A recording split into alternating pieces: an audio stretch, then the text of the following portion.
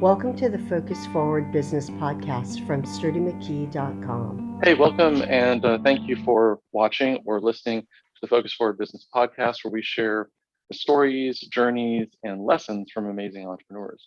I'm Sturdy McKee. I help business owners bring order out of chaos and make more profit in their businesses. I do that through programs and coaching, and to help business owners ultimately make the world a better place. And I am your host for the podcast. And today, I'm really happy to bring you Carrie Morey. She's the founder of Callie's Hot Little Biscuit. And thanks so much for being here, Carrie. Well, thank you for having me. I appreciate it. Thanks. So will you please tell the folks listening a little bit more about who you are and what you do? Absolutely. I started a handmade biscuit company, a mail order only biscuit company about 16 years ago. And in 2005, when absolutely nobody was buying food on the internet. So there's that.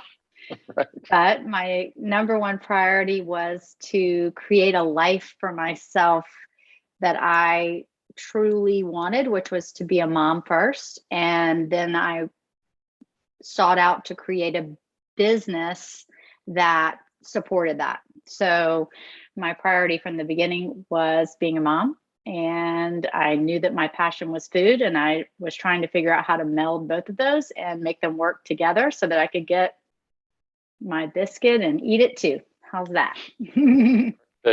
So how did you get started? How did that come about? How did you make it work? Well, I had our first daughter in 2004 and really had kind of decided that maybe I wasn't going to be able to have a job within my passion, which was food, because I couldn't figure out how to make it work. I knew that although I'd love to open a restaurant, that was not an easy thing to do with children. And just watching my mom be a caterer, and she was gone every weekend, I knew that the food world was a very hard thing to do for women that had a desire to raise children. So I think I just started doing a lot of soul searching with a toddler, and I had a lot of time on my hands to dream about what could I be doing. Mm-hmm. And one day I was watching my mom make country ham biscuits, which she always made for every party she ever catered. And I was always the server, helping her out on the weekends as a teenager and in my 20s. And I knew the accolades that they received. I knew how people were so in love with these biscuits. So I think I just put that together with my time in New York and watching the internet happen and watching a few of, businesses that I looked up to. And I just came up with the idea, and I went to my mom and I said, we really should start a business with one of your products. You can't cater forever. It's a very labor intensive, hard line of work. And what if we were to take your ham biscuits and sell them? And she said, that's a horrible idea. Why would anybody want to buy my biscuits? Is that the reaction you thought you were going to get from her? True story. Yeah, because my mom is a naysayer, and it didn't surprise me. And so, of course, when she tells me no, I go all in, and I said, oh, no, we've got to do this. Like, this is going to be a thing. And we are good Southern women, and the art of biscuit making is dying, and we must revive this art. Nobody does it anymore. And this is all very true. What I didn't realize when I came up with the idea is that truly nobody makes biscuits anymore. And it's the first bread of our country. I mean, everybody calls it the bread of the South, but it's really the first bread of our country that was made as a quick bread that served everything from the finest cocktail parties on silver platters to tucking them in soldiers' jackets and sending them out on the front lines. And it was used for sustenance rather than entertaining. So there was really a strong sense of history and tradition and, an heirloom recipe that I felt like it was worth reviving. And I didn't think that the can that you pop on the side of the counter and squeeze open was doing it justice. So I also wanted to create something where I had a life of my own. And instead of being a slave to a brick and mortar restaurant, I thought if I opened an internet business, I could do it from my house. I could come and go and be with my girls And when they were at play dates or preschool and then eventually school, I could work. And when they were home, I'd be with them. And that was really the idea. Well, everybody loves a biscuit. I don't know a single person when I shared your story with my family who are in Atlanta and around there, they all immediately, and some other friends, they all ran out and got them. They weren't really aware necessarily beforehand, Aw. but your reviews were wonderful too, by the way. Thank you. So, but is there anything about starting the business up that you wish you had done any differently?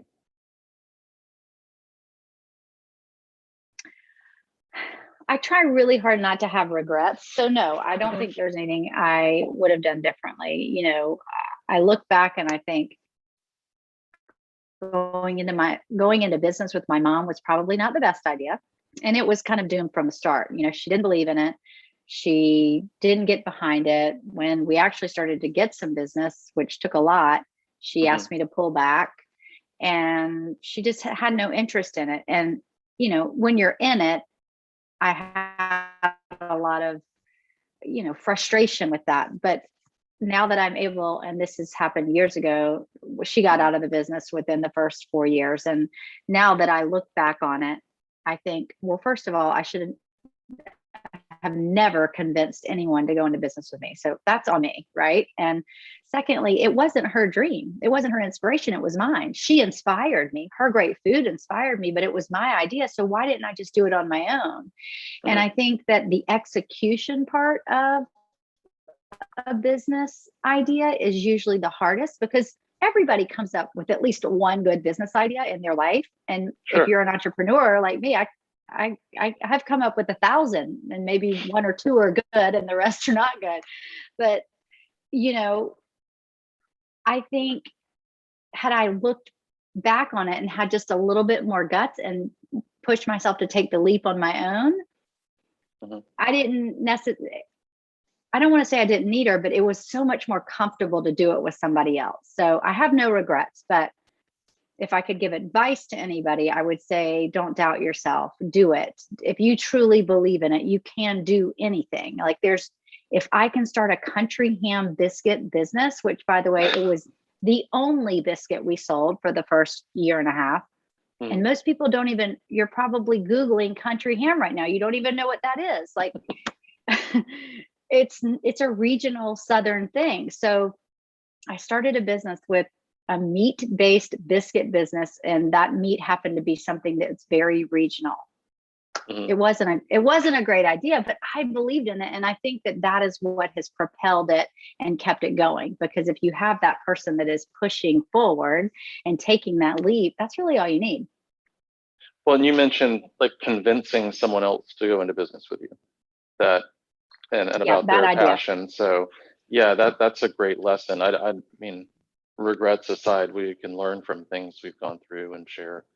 And yeah, if you have to convince somebody to be your partner, go into business with you, and they're not passionate about the idea, maybe that's not the best fit. Yeah, definitely don't talk somebody into going into business with you. But and our relationship was rocky from the start.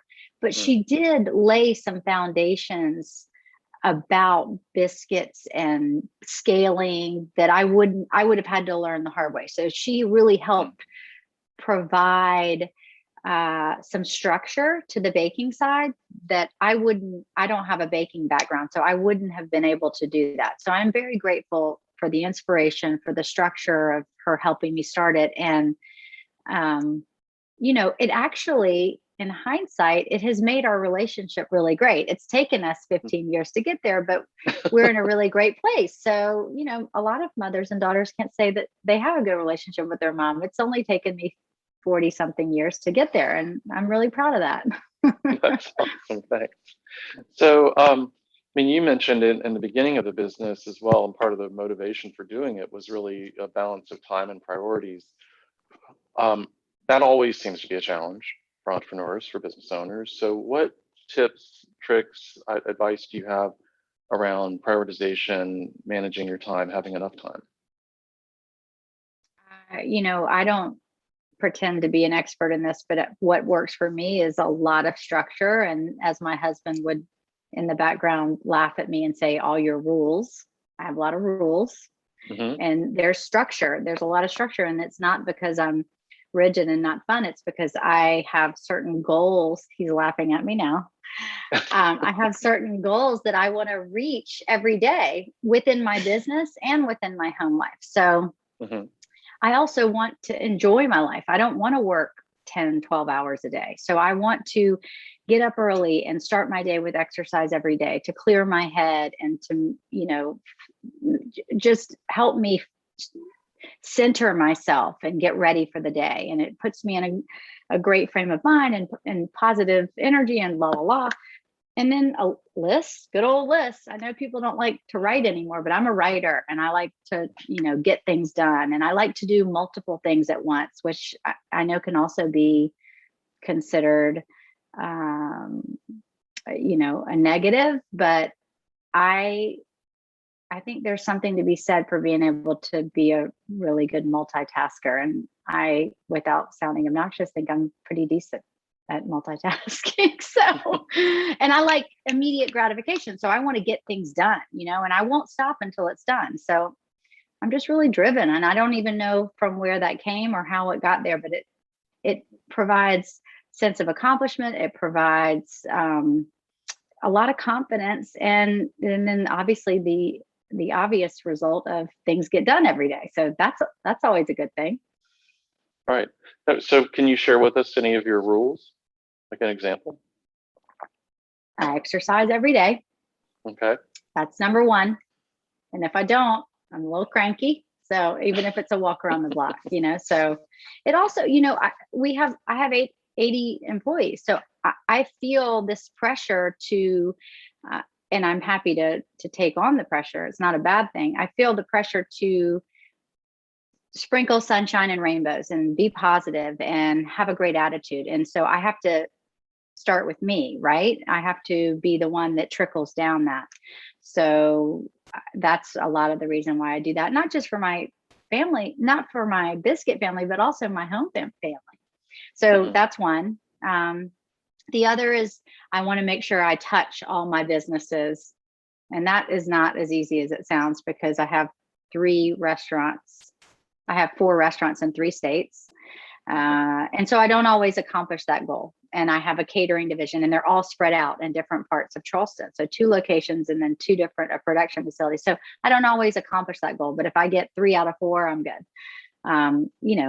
Normal things like getting through emails and writing, getting my to-do list done. But at the end of the day, it is making sure that I'm at home in time to be with my girls. So I try to get home every day before they get home from school and to have family supper. And that is really grounding space for me. It's kind of like the exercise, but at the end of the day, it is where we reconnect as a family. It is where I can celebrate our successes and talk about all of our learnings, because we don't talk about failures, we talk about learnings, and, just exhale and say, wow, we've accomplished a lot today. It's just normal. So, and then sleep. I do a lot of sleeping, and I try not to drink during the week. Try. A lot of us can feel you with that too. One of the things I find entrepreneurs feel like they're kind of isolated alone a lot of times because we're out there and doing our thing. And sometimes it can be really lonely. But one of the things we don't share are the challenges and the obstacles, things that might be going wrong. What kind of challenges are you facing? Are you working on in your business currently? There are so many. I would have to make you a long list. Today alone, the sausage biscuit that we are launching, or that has launched for pre-order, we've partnered with a certain company who we had certain requirements for this sausage, and we found out today that one of those requirements were not met. Well, this is after we've printed 30,000 boxes and ordered, so I used to get really stressed about problems, but now I expect them. And when there aren't any, I'm very weary. I'm like, oh, wait, that is something big is getting ready to happen. So I expect problems, and we meet them head on. How do we solve this? And it's really like a to-do list. All right, we got to solve this problem, this problem, this problem. I mean, problems don't bother me anymore because they are never ending. So if I got worked up about a problem, you cannot be an entrepreneur and get affected by problems successfully, in my opinion. Yeah, it's the nature of the beast, right? It's just, yeah. And problems, if you don't have problems, then you're probably not growing. So problems are coming as a result of growth. And so when you solve them, you're breaking through barriers. So they're super important to your business. And, so sleeping helps me solve problems, sleeping on things and not reacting, which is something that I've learned within the last 8 years. At first you get so worked up and that doesn't do anybody any good. Like, only control what you can control. Let's talk it through. Let's talk to everybody on our team, and then maybe somebody not on our team, and see what their different perspective is. And, really sitting on it and trying to weigh out the different possible scenarios, but not ignoring it. Mm-hmm. Kind of attacking it, really, is how we handle it. But I liked what you said, though, about not necessarily reacting immediately either, though, really coming up with a thorough solution, thinking it through. And in the last 5 years, I've learned this practice. Mm-hmm. There's always more than one side to the story, always, no matter what. At least so two, you have right? At least two. So you have to take that step back to gather all the evidence before you can make a decision. Mm-hmm. So. Yeah, that's another great lesson. So what's your proudest moment in business? I think my proudest moment in business is that I have accomplished what I originally set out to do. I have created a business that has enabled me to work within my passion and keeping my priority, my family, as my beacon light, my guiding force. They are helping me forge the path forward, and things happen after I think about, how is this going to affect my family? Will this work? And some of those opportunities I've had to say no to because it didn't work. But the one thing I've never missed out on is time with my family. Now, that doesn't mean that like I'm with them all the time. Like, I'm getting ready to go out of town tomorrow and I'll be gone for 3 days, but I've also just spent the last 3 months with them. So, I'm not trying to create this dependency with my children. I'm trying to create independent children that understand the importance of family, but also understand the importance of being independent and working through their own issues on their own as they get older. So. Cool. So, I mean, you mentioned a couple of things that you learned over the last 5 years or 8 years, particularly the reaction and stuff, but what's another thing that you've learned recently that you wish you had known maybe 10 years ago?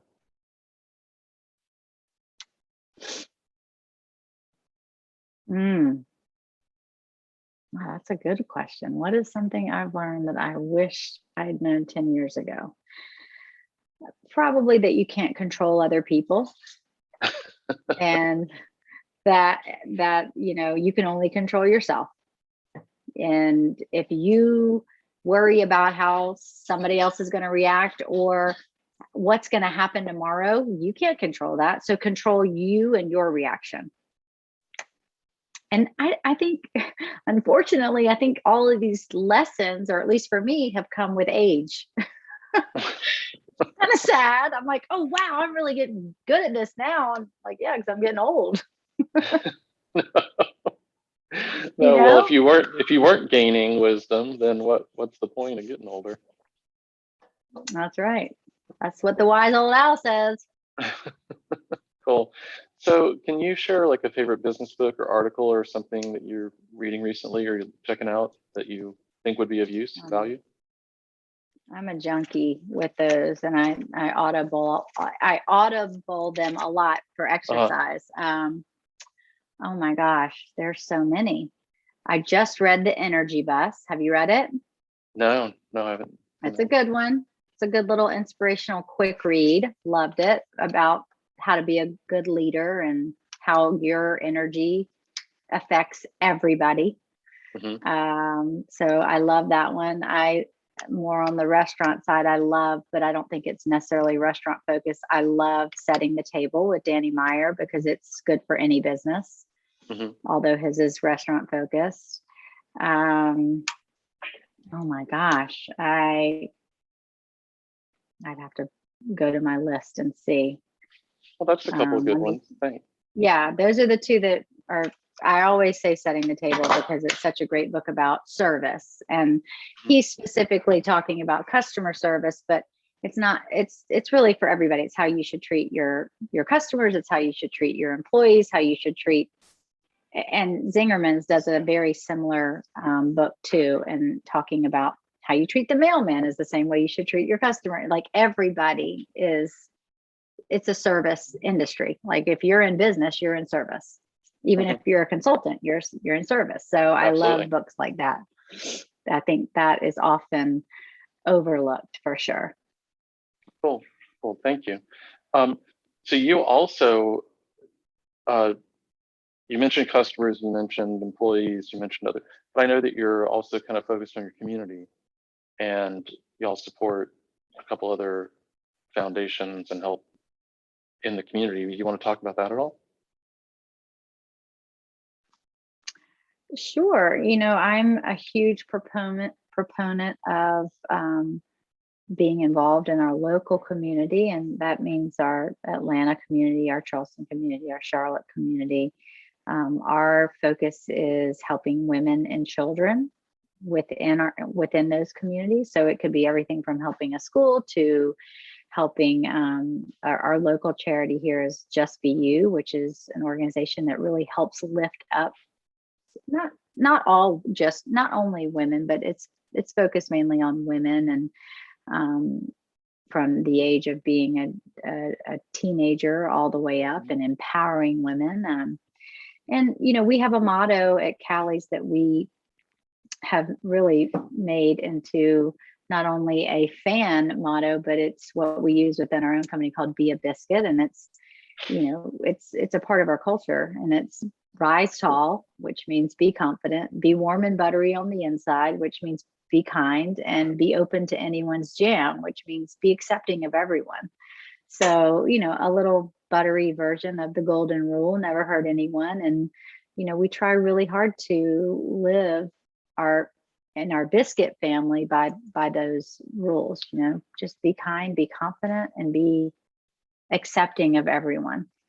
And, that is a big part of how we make all of our decisions within our company, but also within my own home family too. We talk about that a lot. Be kind and be respectful and be confident, believe in yourself. So if I can get my children to do those three things, I feel like I've done my job. Nice. That's awesome. Any other thoughts you want to leave us with before we wind down? I don't think so.